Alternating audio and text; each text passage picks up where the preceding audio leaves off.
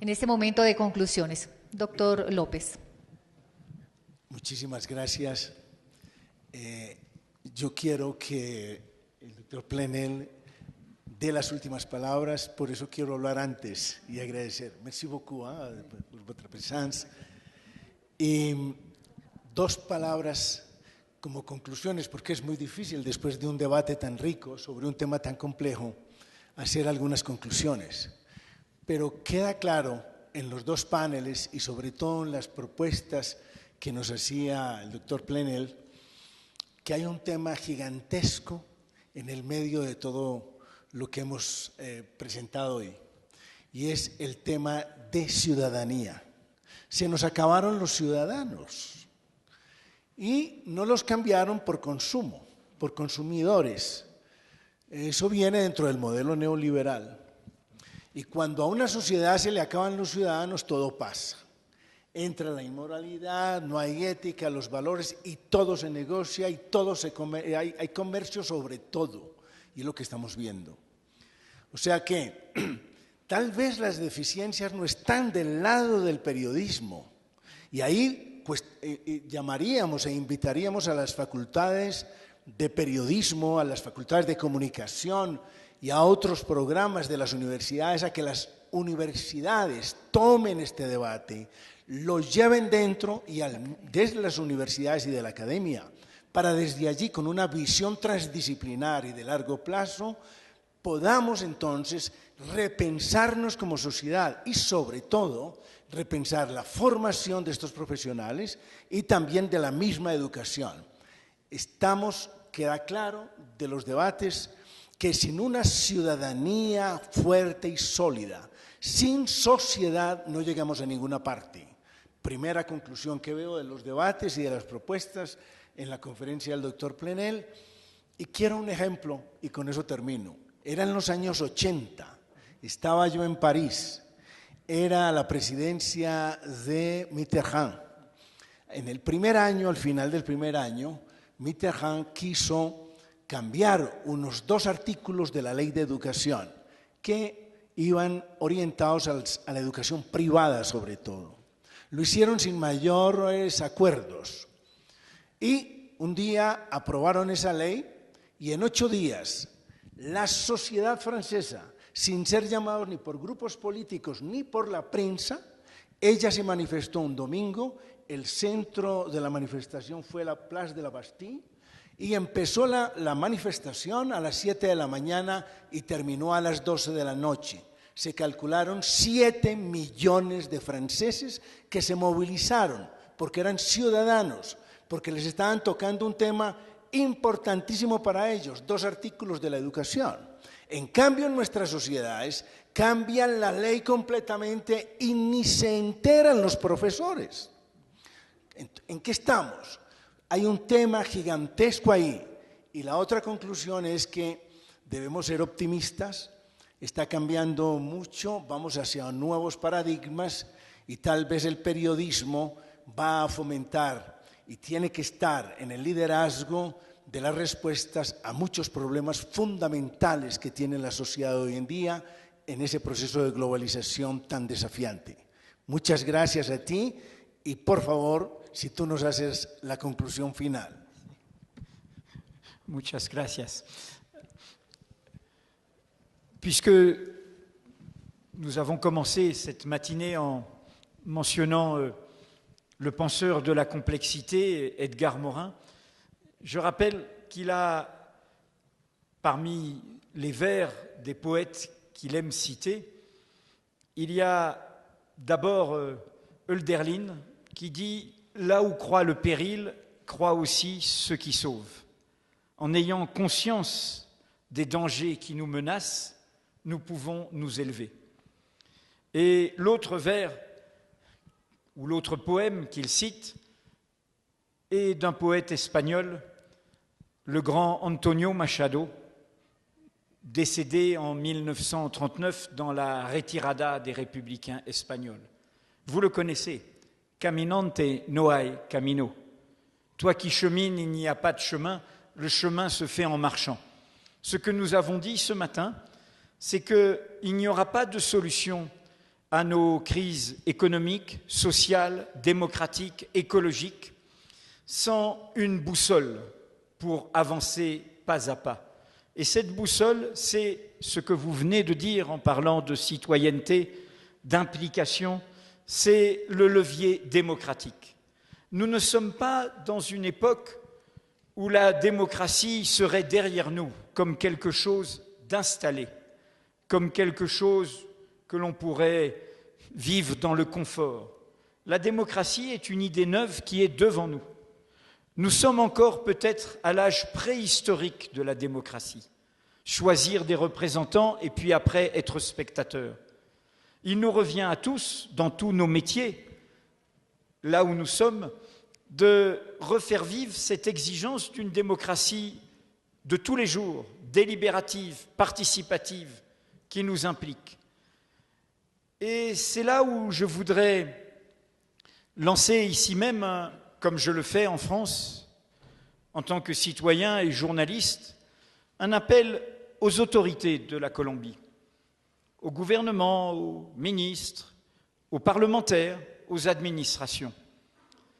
La révolution digitale est une opportunité formidable, est un levier formidable pour accélérer cette implication démocratique. Mais cela suppose que les autorités publiques créent les conditions de cet écosystème. Il y a derrière l'enjeu du digital la question du droit de savoir, mais pas seulement les savoirs journalistiques sur le présent, mais même les savoirs académiques, l'accès à la connaissance, l'accès de tous au savoir, l'accélération de l'alphabétisation, de l'accès à la culture, de la curiosité par ces techniques qui permettent de manière beaucoup plus rapide aujourd'hui de démocratiser cet accès au savoir. Mais cela suppose que les pouvoirs publics aident à cela, qu'ils créent les conditions en investissement dans la circulation du numérique, en équipement, en garantie que cet accès au numérique ne sera pas privatisé, qu'il y aura la neutralité du digital, que ce ne seront pas des sociétés privées qui diront ce que je peux lire ou ne pas lire, et aussi qu'il y ait des lois fondamentales pour garantir ce droit de savoir. Je rappelle souvent lors de la précédente révolution industrielle, celle de la fin du XIXe siècle, en France, quand la République fut enfin dans ses murs, il y eut deux accélérations qui, tout d'un coup, ont rattrapé le retard français et ont aidé d'autres pays à s'en inspirer. La République, dans ce moment-là, fit deux choses. Elle fit des grandes lois scolaires pour qu'il y ait une école gratuite, obligatoire, qui permette de lire, d'écrire, de compter, et que tout le monde puisse avoir accès au savoir. Et dans le même moment, elle fit la plus grande loi à cette époque, la plus avancée sur la liberté de l'information. C'était en 1881, et le premier article de cette loi se contentait de dire « L'imprimerie et la librairie sont libres ». Il nous faut parier sur cette liberté. Il ne faut pas avoir peur du numérique. Il faut lui donner les moyens de dynamiser nos libertés, de les démultiplier, de les protéger des autres puissances obscures qui voudraient utiliser le numérique. Et en Amérique du Sud, vous le savez bien, par rapport aux grands voisins du Nord, pour nous surveiller, nous contrôler, nous opprimer. C'est le sens des révélations de Snowden, du documentaire de Laura Poitras, Citizenfour, de la chronique que fait depuis le Brésil Glenn Greenwald. Et donc, il y a là un enjeu où aucun pays n'est forcément le premier par une grandeur du passé. Les nations du Sud peuvent, à l'occasion de cette révolution numérique, donner de grandes leçons aux démocraties fatiguées du Nord.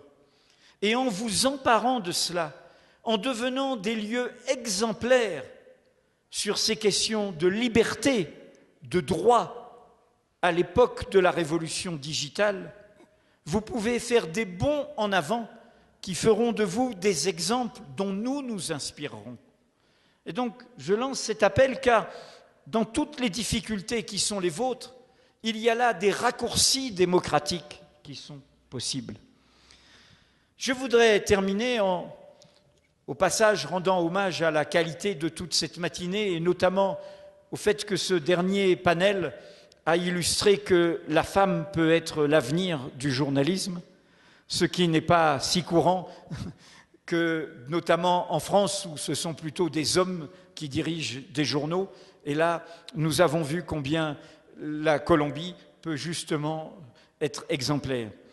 Je voudrais juste dire, et dans un mot de synthèse, combien ce qui a été dit ici même, sous le parrainage d'institutions officielles, le Conseil d'État, l'université, beaucoup de représentants des autorités colombiennes, combien l'enjeu que nous avons voulu souligner à partir du journalisme et en dialogue avec des univers de la magistrature, de la justice, et le mot justicia a été prononcé plusieurs fois tout à l'heure, c'est que cette bataille du savoir contre sa confiscation par les tenants de l'avoir et du pouvoir, qui vivent à l'abri de l'opacité et du mensonge, est décisive pour restaurer la politique au-delà des étiquettes partisanes comme bien commun, comme bien vivre,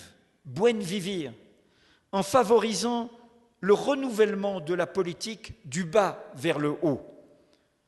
Si nous ne sommes pas au rendez-vous de cette exigence, nous tous qui sommes impliqués, embarqués, concernés, nous serons condamnés à vivre en France comme ailleurs sous le règne d'une oligarchie déguisée en démocratie. Et ce sera notre faute, par indifférence pour la corruption, par tolérance de son immoralité, par silence devant ses dégâts. La richesse volée, l'humanité dévoyée, les principes bafoués, la servitude acceptée, l'imposture tolérée. Voilà, au fond, pour moi, le sens de cet événement qu'à l'initiative de Complexus, et je remercie Nelson et je remercie Marco Antonio d'avoir voulu cet événement. C'est cela que nous avons voulu dire. Nous sommes comptables de notre liberté, nous devons être au rendez-vous de notre liberté. Merci, merci, gracias a todos. Con esa fuerza con la que planteas cosas tan profundas, este diálogo y reflexión continuará sobre la base del manifiesto combate por una prensa digital libre, ética, democrática y ciudadana que al finalizar este diálogo asumimos y ampliaremos en diferentes escenarios y medios en este país. Gracias.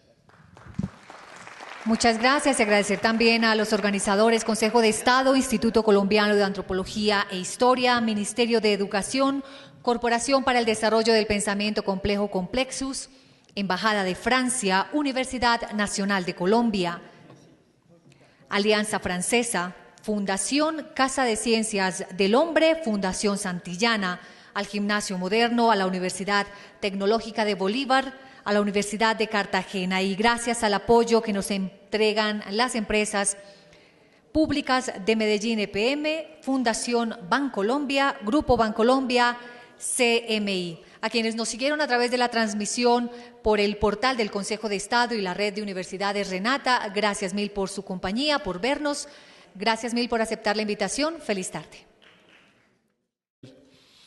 Que hay un tema gigantesco en el medio de todo lo que hemos presentado hoy, y es el tema de ciudadanía. Se nos acabaron los ciudadanos y no los cambiaron por consumo, por consumidor.